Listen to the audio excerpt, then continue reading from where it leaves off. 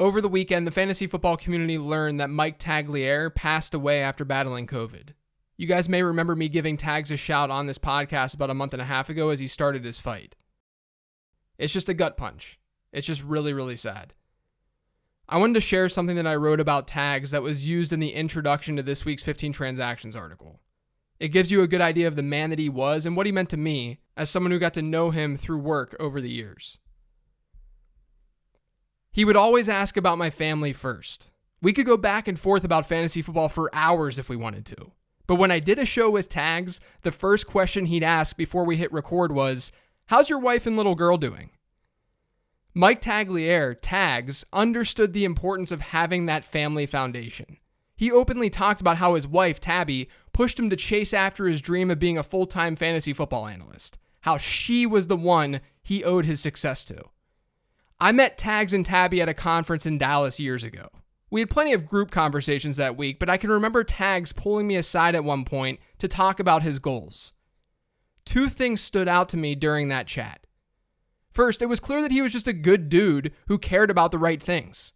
He was the classic, I feel like I've known this person for years type of stranger. And it was because he wasn't just interested in learning how I ended up landing a gig in a competitive space at a pretty young age. He wanted to know the why, the who. He wanted more than just a typical story about my resume. That's where we connected. Our mutual love for fantasy football was obvious, but our love for family, our love for our wives, and the endless support they'd given us as we chased one of the strangest career goals imaginable, that's where we really connected. The other thing that showed up during that conversation, well, let me just put it this way. I've talked to a lot of aspiring fantasy football analysts through the years. I've had loads of calls with people who want to analyze fantasy football for a living. No one wanted it like Tags. Not one. After our initial meeting in Dallas, I stayed in touch with Tags through social media. We weren't everyday chatters or anything, but we'd hit each other up every now and again to talk about, of course, family. And as simple as those check-ins sometimes were, I'd love to have another one with him. Tags passed away over the weekend after battling COVID-19. And I wish more than anything that I could have thanked him before he left. Even though our chats weren't frequent, we generally knew what the other person was up to. Not just because of Facebook and Instagram, where we'd both share more personal, non-fantasy football stuff, but because of our jobs. Because chronic tweeting is very real for professional, and I use that term loosely, fantasy football analysts. After that conference, I witnessed Tags become a force. He was determined to have his spot in the fantasy football industry. And he got it. He got it because he had the support of his family. He got it because he was good to others. He got it because he was determined. He was relentless. He was more relentless than anyone who's ever produced fantasy football content. And no, that's not hyperbole. It saddens me that I can't just send you this message. It saddens me that I didn't send you this message. But Tags, thank you. Thanks for being so caring and for showing me what hard work looks like within this space. Because of you, when I get an email from someone who's looking to make fantasy football their 9 to 5, I know exactly what to say. Have a foundation at home. Work harder than everyone else. Be yourself. Be Tags.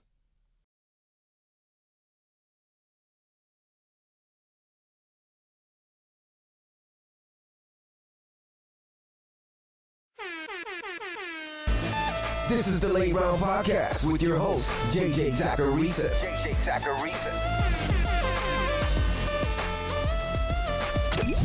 What's up, everyone? It's JJ Zacharisa, the editor-in-chief at FanDuel and at numberfire.com, and this is episode 552 of the Late Round Podcast, one of many shows that are part of the FanDuel Podcast Network. Thanks for tuning in. Before I get to the transactions this week, I wanted to send another reminder about the FanDuel NFL High-Low, which is a free-to-play fantasy football contest. All you have to do is build your scorecard with the teams you think will score highest and lowest in 4 stat categories. The closer you are to being spot on, the more points you'll get. Players with the most points each week split the prize pool, and a perfect scorecard will win the jackpot. Head over to FanDuel.com today and play the FanDuel High-Low for free. Eligibility restrictions apply. Go to FanDuel.com or download the FanDuel app for more details. By Stefon Diggs. Josh Allen finally brought it all together in Week 3. Over the first 2 weeks of the season, Allen failed to reach 300 yards in a single game with a yards per attempt rate south of 5.5. Against Washington, that all changed. He threw for 358 passing yards and he had 4 touchdowns. So obviously Stefon Diggs went off, right? Not exactly.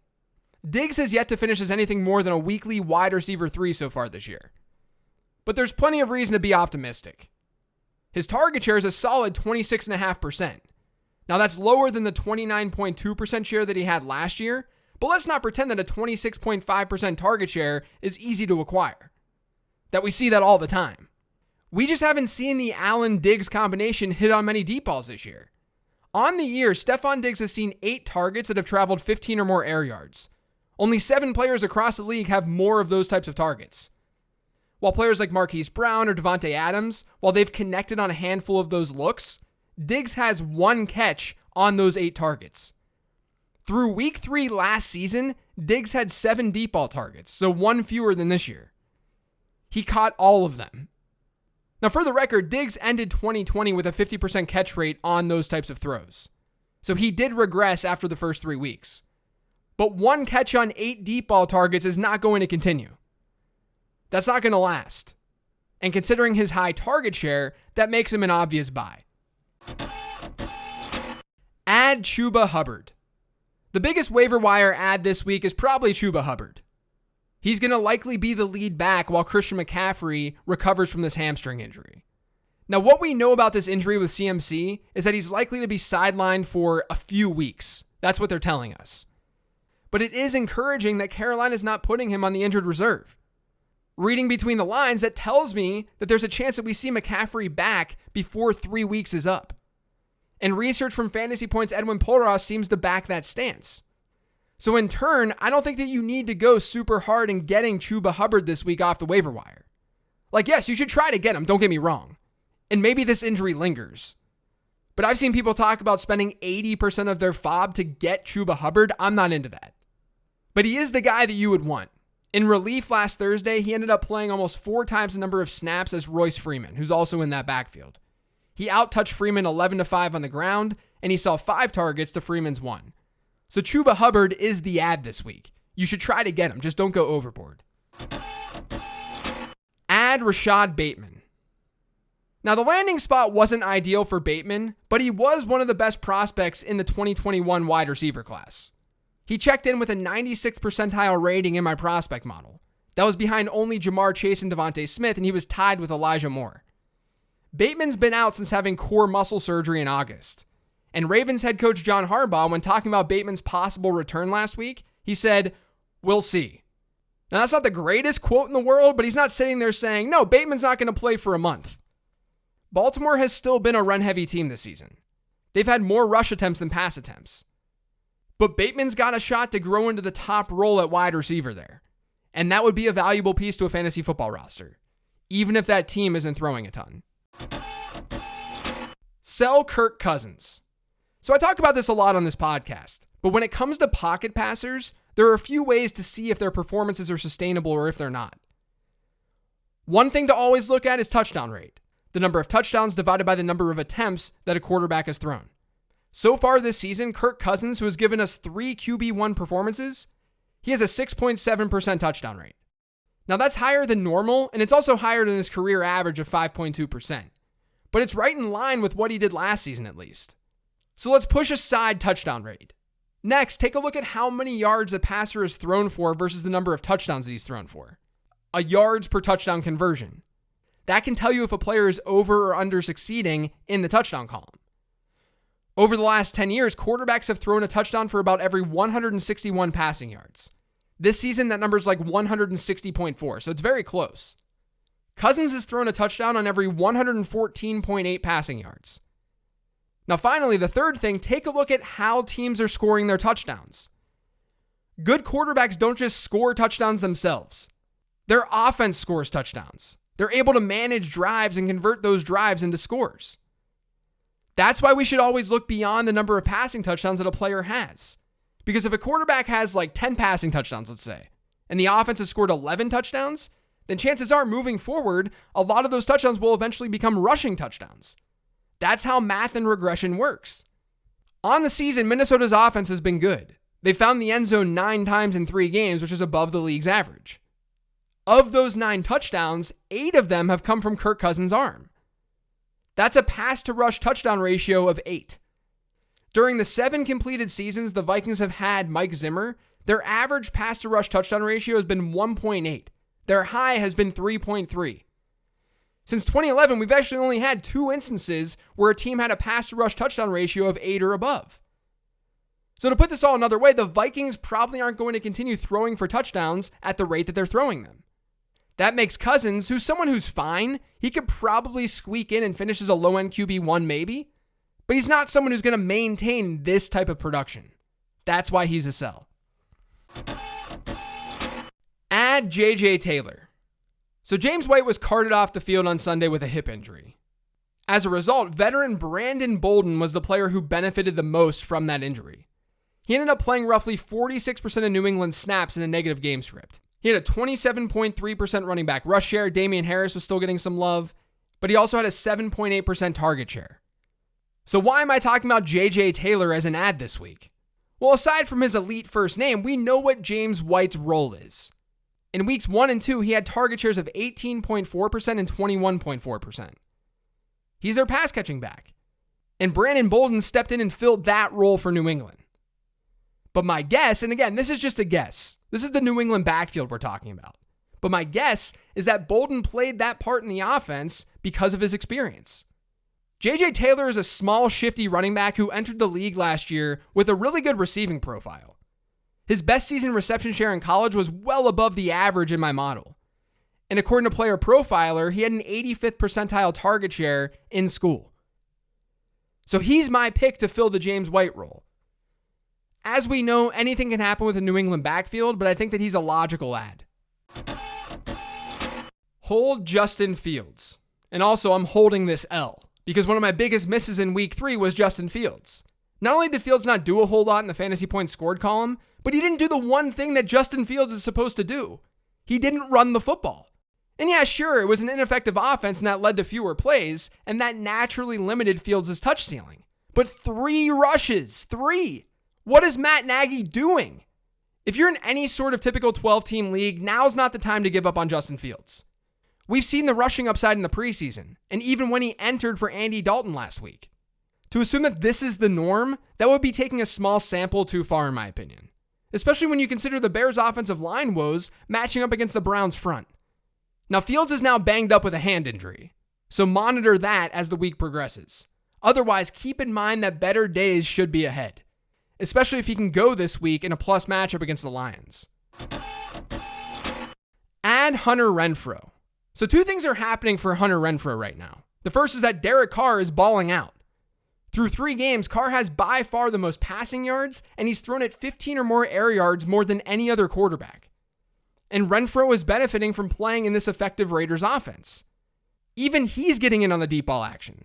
He has 4 targets of 15 plus air yards this year. He had 11 of those throughout the entire 2020 season. Renfro's also got a 17% target share so far this year in that offense. In 2020, that share was under 15%. The Vegas passing attack is cooking right now. We shouldn't just ignore players in that offense who are seeing a decent chunk of the work there. Especially in PPR formats, Renfrow makes as a very safe ad this week. Buy Joe Mixon. I know, Joe Mixon has burned you. He's ruined your fantasy football season in the past. Every single person seems like they have a Joe Mixon story. And that overall sentiment is why going after Joe Mixon in a trade is not a bad idea. Through 3 weeks, Mixon ranks 3rd in running back rush share behind only Derrick Henry and Najee Harris. And he's in the top 30 in target share at the position. The target numbers have declined since week 1, where he saw a 15.4% target share. And in week 3, we saw his backfield teammates, Chris Evans and Samaje Perine, they stole some looks through the air. I'm not trying to deny that or sweep that under the rug. It's sitting there. It's the elephant in the room. But last week was also the first game where the Bengals had a pretty clear positive game script. And it was the only game this year where Mixon didn't dominate routes run at the position. Now, could this be the start of a trend? One where we see Mixon revert back to his old, better and non-PPR self? That's definitely a possibility. This could also just be somewhat related to game circumstance. At the very least, we know that Joe Mixon is going to see a lot of groundwork. I just said that he has one of the highest running back rush shares in football right now.